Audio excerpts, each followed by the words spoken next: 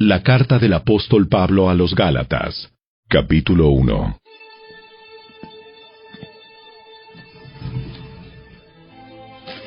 Les escribo, yo, el apóstol Pablo.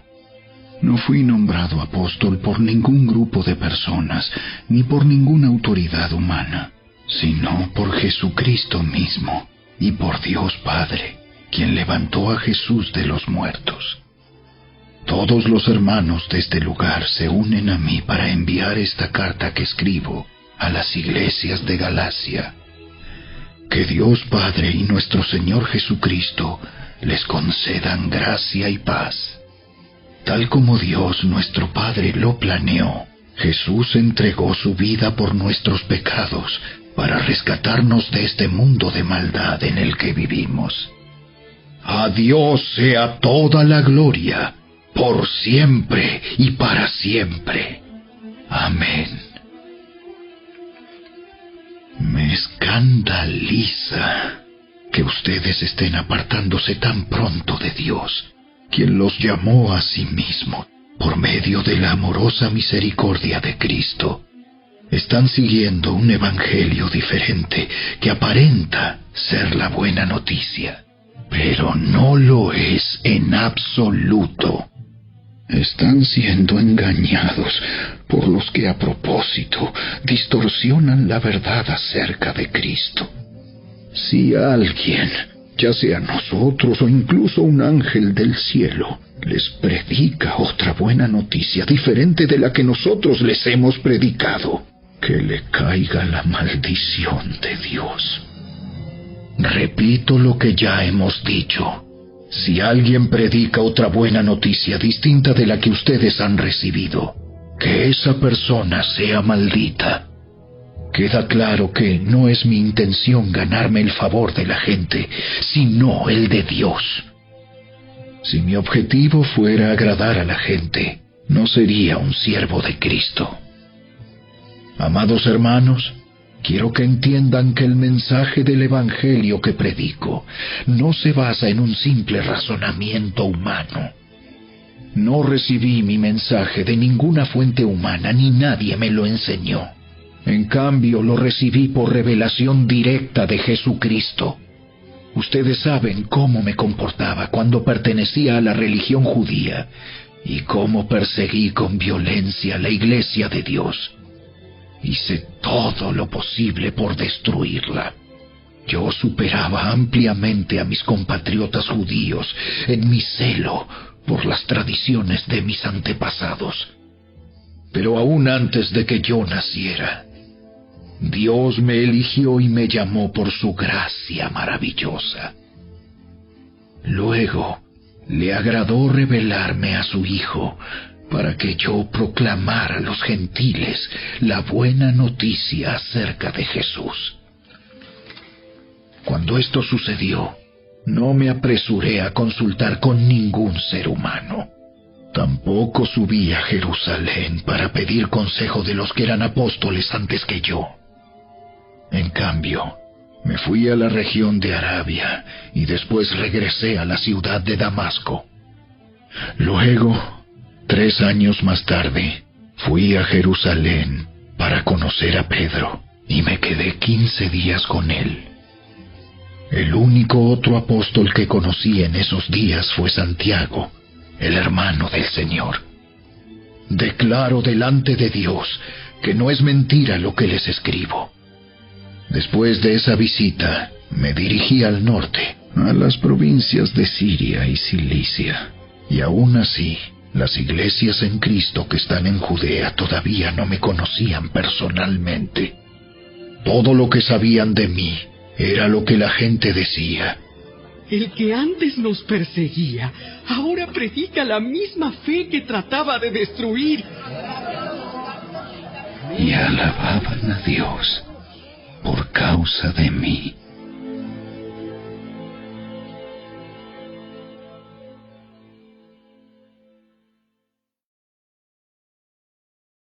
Capítulo 2. Luego, 14 años más tarde, regresé a Jerusalén esta vez con Bernabé, y Tito también vino. Fui a Jerusalén porque Dios me reveló que debía hacerlo. Durante mi tiempo allí, me reuní en privado con los que eran reconocidos como los dirigentes de la iglesia, y les presenté el mensaje que predico a los gentiles. Quería asegurarme de que estábamos de acuerdo, porque temía que todos mis esfuerzos hubieran sido inútiles y que estaba corriendo la carrera en vano. Sin embargo, ellos me respaldaron, y ni siquiera exigieron que mi compañero Tito se circuncidara, a pesar de que era griego. Incluso esa cuestión surgió solo a causa de unos supuestos creyentes, en realidad falsos, que se habían infiltrado entre nosotros. Se metieron en secreto para espiarnos y privarnos de la libertad que tenemos en Cristo Jesús, pues querían esclavizarnos y obligarnos a seguir los reglamentos judíos. Pero no nos doblegamos ante ellos, ni por un solo instante. Queríamos preservar la verdad del mensaje del Evangelio para ustedes. Los líderes de la iglesia no tenían nada que agregar a lo que yo predicaba. Dicho sea de paso, su fama de grandes líderes a mí no me afectó para nada, porque Dios no tiene favoritos. Al contrario, ellos comprendieron que Dios me había dado la responsabilidad de predicar el Evangelio a los gentiles, tal como le había dado a Pedro la responsabilidad de predicar a los judíos.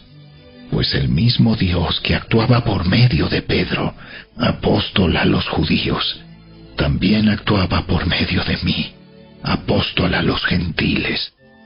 De hecho, Santiago, Pedro y Juan, quienes eran considerados pilares de la iglesia, reconocieron el don que Dios me había dado y nos aceptaron a Bernabé y a mí como sus colegas. Nos animaron a seguir predicando a los gentiles mientras ellos continuaban su tarea con los judíos.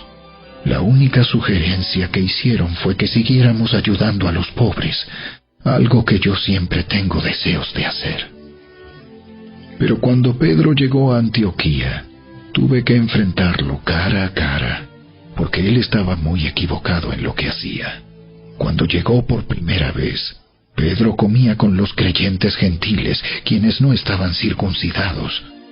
Pero después, cuando llegaron algunos amigos de Santiago, Pedro no quiso comer más con esos gentiles. Tenía miedo a la crítica de los que insistían en la necesidad de la circuncisión. Como resultado, otros creyentes judíos imitaron la hipocresía de Pedro.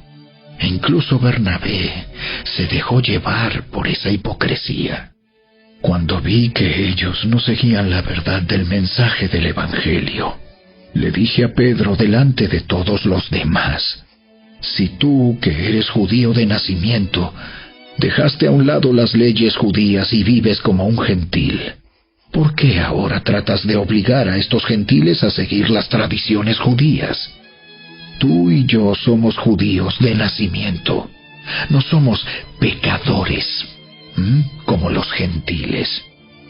Sin embargo, sabemos que una persona es declarada justa ante Dios por la fe en Jesucristo y no por la obediencia a la ley.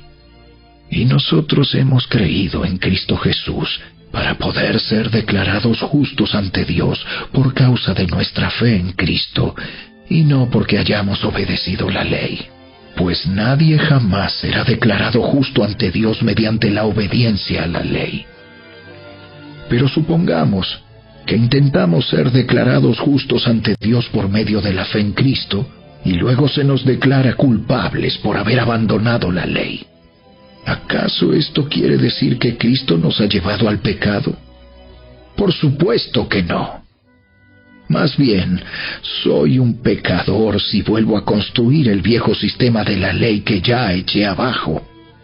Pues cuando intenté obedecer la ley misma me condenó. Así que morí a la ley. Es decir, dejé de intentar cumplir todas sus exigencias a fin de vivir para Dios. Mi antiguo yo ha sido crucificado con Cristo. Ya no vivo yo, sino que Cristo vive en mí. Así que vivo en este cuerpo terrenal, confiando en el Hijo de Dios, quien me amó y se entregó a sí mismo por mí. Yo no tomo la gracia de Dios como algo sin sentido, pues si cumplir la ley pudiera hacernos justos ante Dios, entonces no habría sido necesario que Cristo muriera.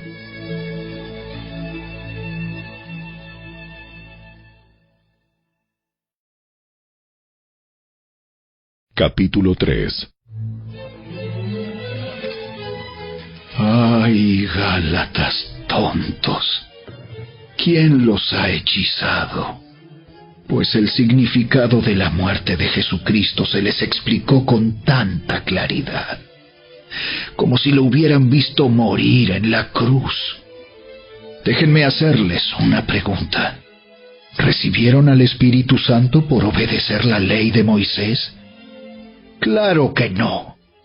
Recibieron al Espíritu porque creyeron el mensaje que escucharon acerca de Cristo.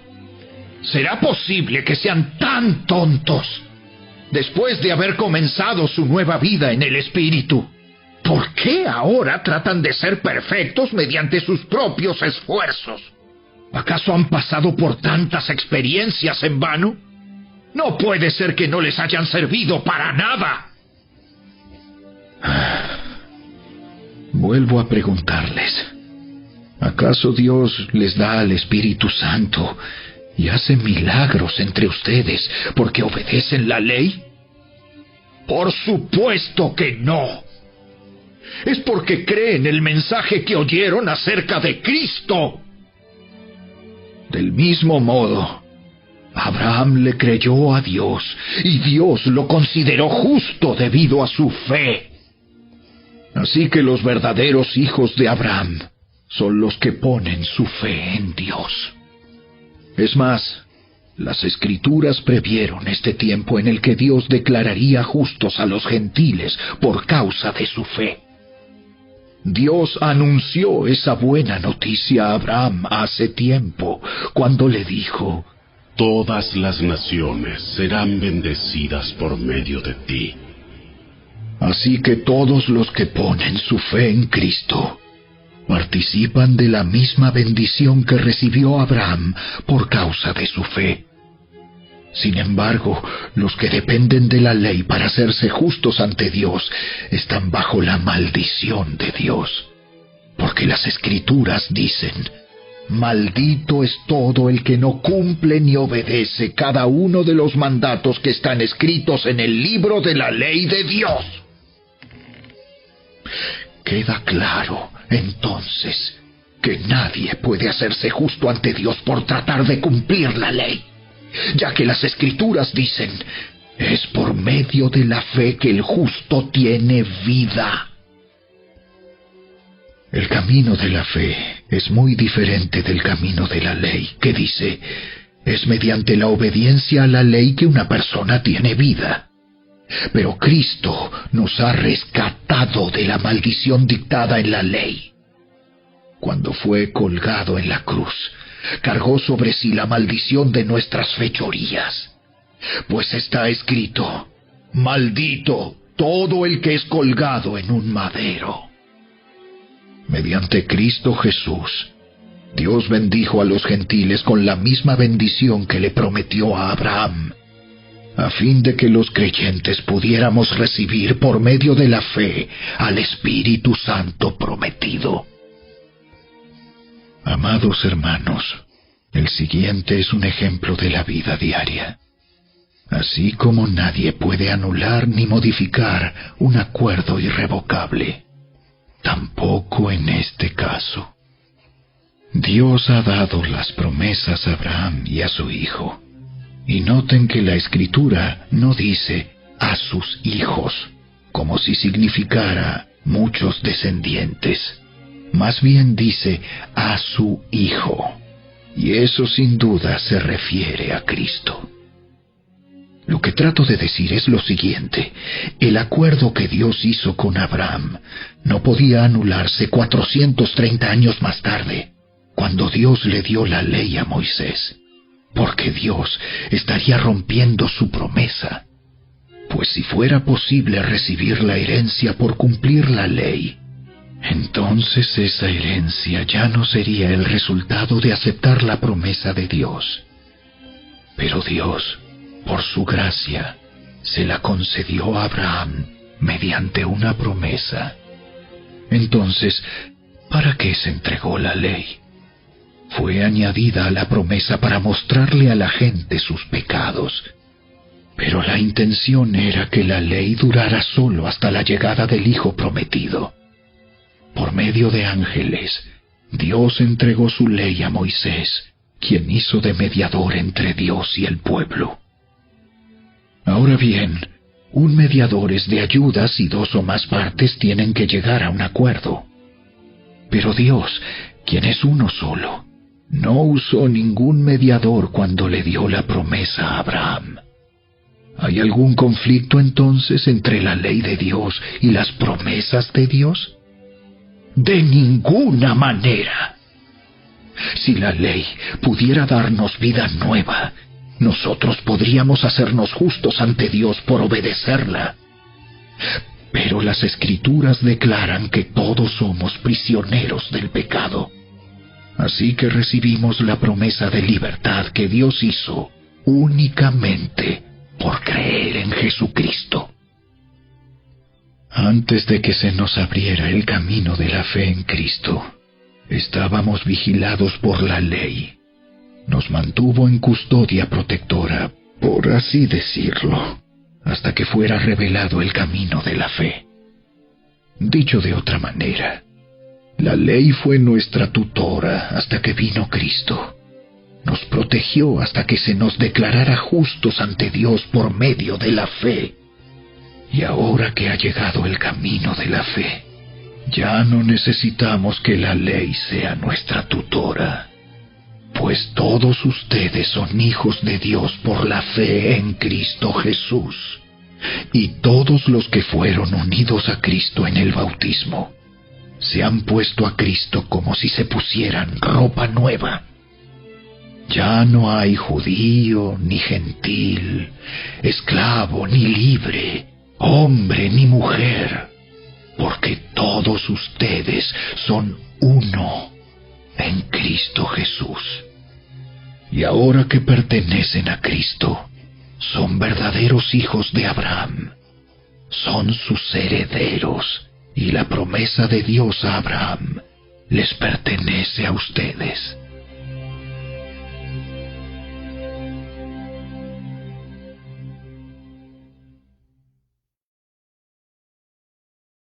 Capítulo 4. Piénsenlo de la siguiente manera. Si un padre muere y deja una herencia a sus hijos pequeños, esos niños no están en mejor situación que los esclavos hasta que se hagan mayores de edad, aunque son los verdaderos dueños de todas las posesiones de su padre. Tienen que obedecer a sus tutores hasta que cumplan la edad establecida por su padre. Eso mismo sucedía con nosotros antes de que viniera Cristo.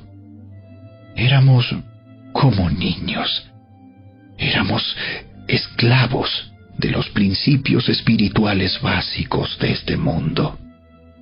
Sin embargo, cuando se cumplió el tiempo establecido, Dios envió a su Hijo, nacido de una mujer y sujeto a la ley. Dios lo envió para que comprara la libertad de los que éramos esclavos de la ley, a fin de poder adoptarnos como sus propios hijos. Y debido a que somos sus hijos, Dios envió al Espíritu de su Hijo a nuestro corazón, el cual nos impulsa a exclamar: Abba, Padre. Ahora ya no eres un esclavo, sino un hijo de Dios. Y como eres su hijo, Dios te ha hecho su heredero. Antes de conocer a Dios, ustedes los gentiles eran esclavos de los llamados dioses que ni siquiera existen. Así que ahora que conocen a Dios, o mejor dicho, ahora que Dios los conoce a ustedes, ¿Por qué quieren retroceder y convertirse otra vez en esclavos de los débiles e inútiles principios espirituales de este mundo? Pretenden ganarse el favor de Dios al cumplir con ciertos días o meses, estaciones o años.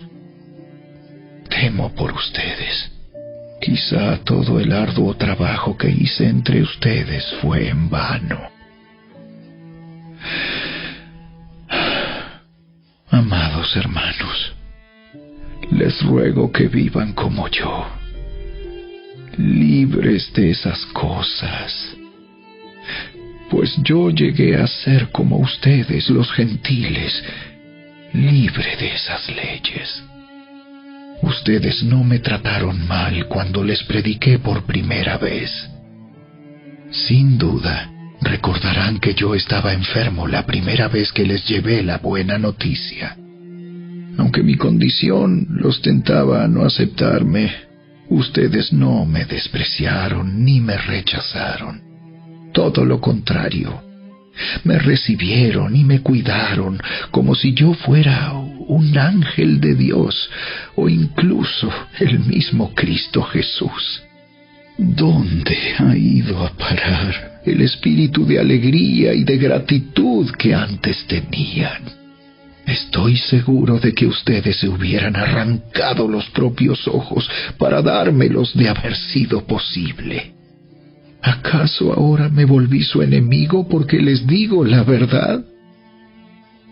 Esos falsos maestros están muy ansiosos de ganarse el favor de ustedes, pero sus intenciones no son nada buenas.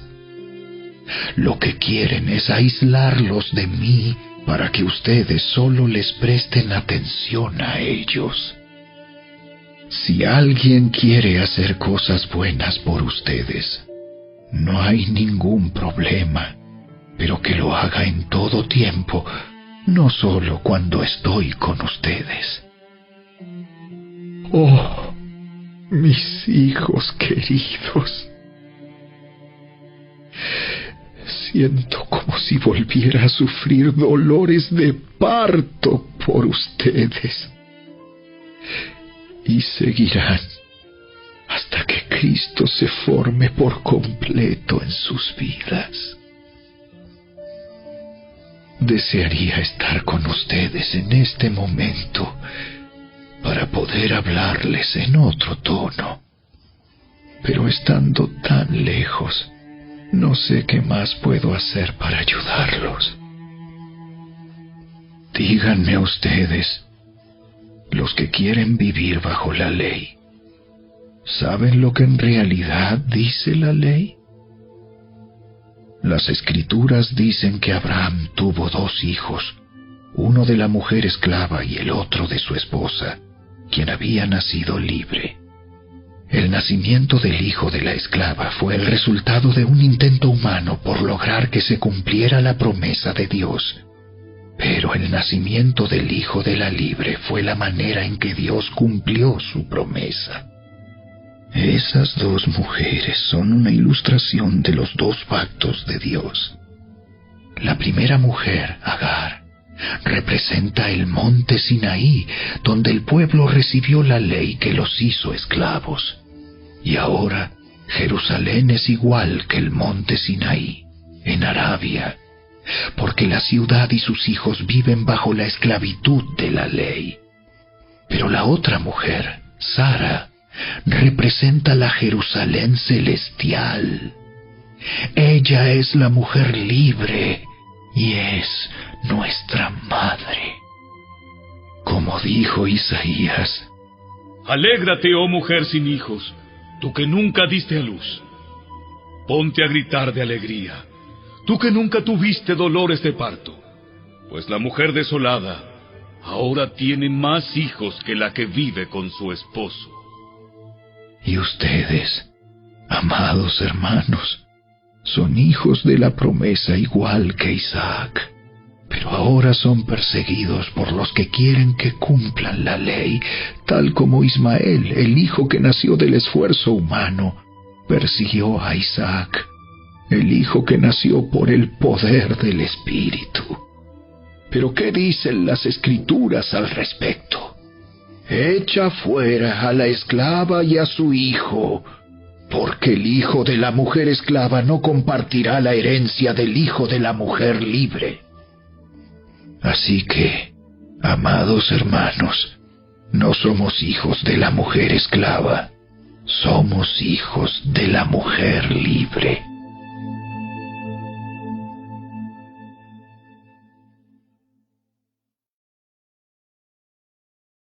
Capítulo 5. Por lo tanto, Cristo en verdad nos ha libertado. Ahora asegúrense de permanecer libres y no se esclavicen de nuevo a la ley. Presten atención. Yo, Pablo, les digo lo siguiente. Si dependen de la circuncisión para hacerse justos ante Dios, entonces Cristo no les servirá de nada. Lo repito, si pretenden lograr el favor de Dios mediante la circuncisión, entonces están obligados a obedecer cada una de las ordenanzas de la ley de Moisés. Pues si ustedes pretenden hacerse justos ante Dios por cumplir la ley, han quedado separados de Cristo. Han caído de la gracia de Dios. Sin embargo, los que vivimos por el Espíritu esperamos con anhelo recibir por la fe la justicia que Dios nos ha prometido.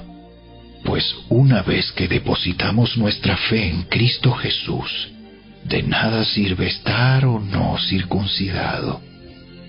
Lo importante es la fe que se expresa por medio del amor.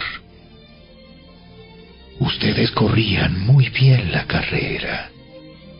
¿Quién les impidió seguir la verdad? Seguro que no fue Dios, porque Él es quien los llamó a ser libres. Esa falsa enseñanza es como un poquito de levadura que impregna toda la masa. Confío en que el Señor los guardará de creer falsas enseñanzas. Dios juzgará a la persona que los está confundiendo, sea quien fuere.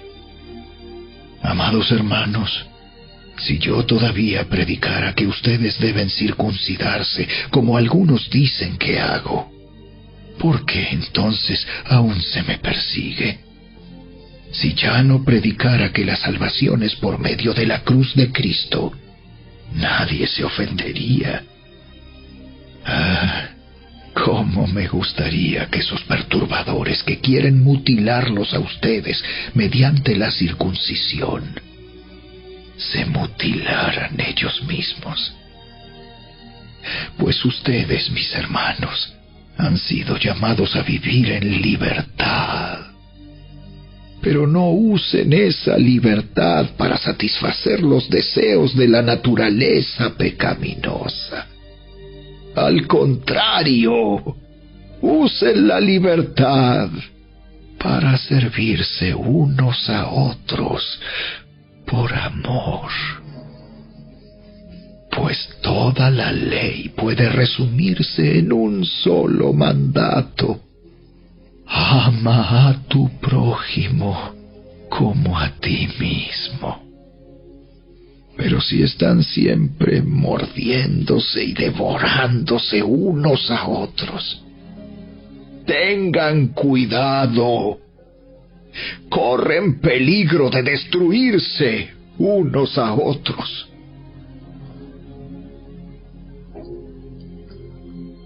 Por eso les digo, dejen que el Espíritu Santo los guíe en la vida. Entonces no se dejarán llevar por los impulsos de la naturaleza pecaminosa. La naturaleza pecaminosa desea hacer el mal, que es precisamente lo contrario de lo que quiere el Espíritu. y el Espíritu nos da deseos que se oponen a lo que desea la naturaleza pecaminosa. Estas dos fuerzas luchan constantemente entre sí. Entonces ustedes no son libres para llevar a cabo sus buenas intenciones. Pero cuando el Espíritu los guía, ya no están obligados a cumplir la ley de Moisés. Cuando ustedes siguen los deseos de la naturaleza pecaminosa, los resultados son más que claros. Inmoralidad sexual, impureza, pasiones sensuales, idolatría, hechicería, hostilidad, peleas, celos, arrebatos de furia, ambición egoísta, discordias, divisiones, envidia, borracheras, fiestas desenfrenadas y otros pecados parecidos. Permítanme repetirles lo que les dije antes. Cualquiera que lleve esa clase de vida no heredará el reino de Dios.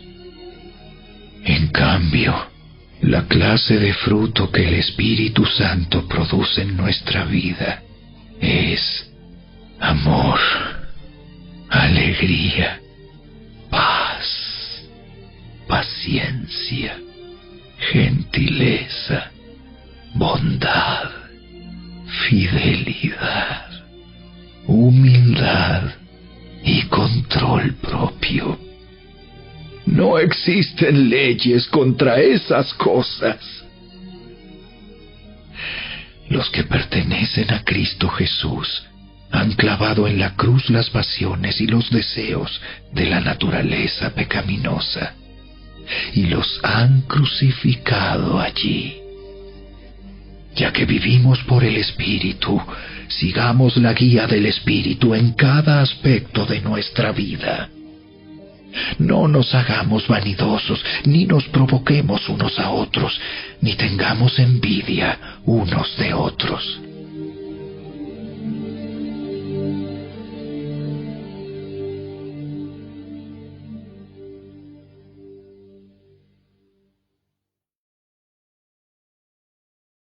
Capítulo 6.